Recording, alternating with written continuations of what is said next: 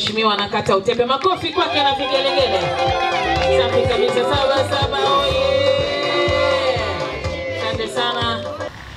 Katika kuadhimisha miaka 10 hii ya taasisi ya WCF, moja ya mambo ambayo tumeyafanya Mheshimiwa mgeni rasmi ni kuwagusa wadau tunaofanya kazi nao.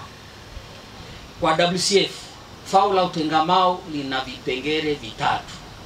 Kipengele cha kwanza ni kipengele cha matibabu, pale ambapo mgonjwa au mtu aliyepata ajali anafanyiwa ukarabati unaoendana na ugonjwa wa ajali aliyoipata. Hii tunaita medical rehabilitation. Sasa Mheshimiwa mgeni rasmi, sasa katika kufanya sherehe ya miaka 10 ya uhai wa WCF, kuna kitu kidogo tumetoa, kwa ni viti mwendo vya kawaida na vile ambavyo ni specialized.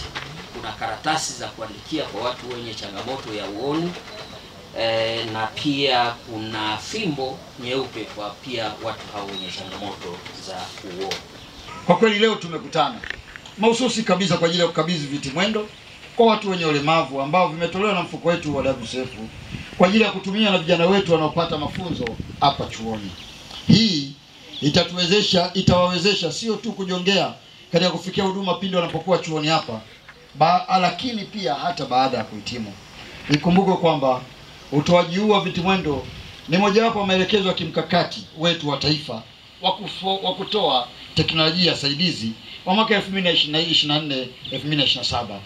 Kipekee kabisa naomba nitumie nafasi hii tena kumshukuru sana Dr. John Mduma pamoja na management yake ya watumishi wake wote kwa kitendo hiki amechofanya. Kitendo hiki ni kitendo cha kiungwana, kitendo hiki ni kitendo cha kimungu, lakini kitendo hiki ni kitendo cha kibinadamu sana. Naomba nikuombe heri wewe na wenzako, muendelee kufanya hivi na misaada hii isiishie hapa tu. Hakika mmeonyesha kuwa nyinyi hamuishii katika kuwajali na kuwahudumia wafanyakazi tu, bali pia mnajali jamii nzima inayozunguka wafanyakazi hao. Mwenyezi Mungu akuzidishieni na ninawapongeza sana kwa hatua hii nzuri.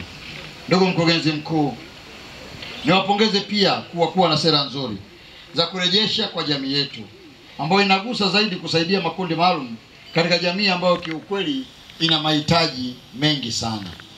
Ofisi yangu itaendelea kuwapa ushirikiano mkubwa kwa kuhakikisha kwamba dhamira yenu hii nzuri ya kuwafikia walengwa wote tunaitimiza kwa pamoja. Ndugu zangu mliopo hapa, naomba nitumie nafasi hii kutoa wito kwa taasisi nyingine za serikali pamoja na makampuni na mashirika binafsi kuiga mfano huu mzuri wa WCF wa kujitokeza kusaidia makundi mbalimbali yenye mahitaji maalum, lakini pia katika kutoa sehemu za shukurani kwa mafanikio makubwa yaliyofikiwa, ambapo wananchi hawa ni sehemu ya wachangiaji wakubwa sana. Nataka nikuhakikishieni wana Singida wenzangu, serikali ya awamu ya 6 itaendelea kushirikiana na nyinyi kutatua kero mbalimbali zinazojitokeza. Ninapenda kumaliza kwa kuwahimiza watumishi na watendaji mnaofanya kazi katika chuo hiki kuhakikisha kuwa viti mwendo hivi vitakavyokabidhiwa hapa pamoja na vifaa vingine mnavitunza vizuri. Waendeleeni kuwasaidia wanafunzi na wale wote ambao watapata vifaa hivi kwa ajili ya matumizi yaliyo salama zaidi. Kwa kufanya hivi, mtajenga imani sio tu kwa wizara WCF, lakini pia kwa wadau wengine wa maendeleo kuendelea kutoa misaada ya namna hii. Tunamshukuru sana Daktari Samia Suluhu Hassan, Rais wa Jamhuri ya Muungano wa Tanzania, mama yetu Chifu Hangaya.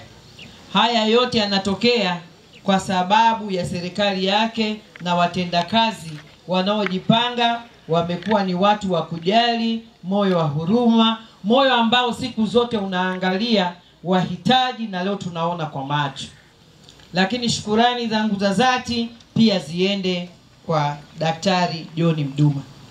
Angeweza kulifanya tukio kama hili popote katika mikoa 26. Lakini leo tuko hapa Singida Sabasaba.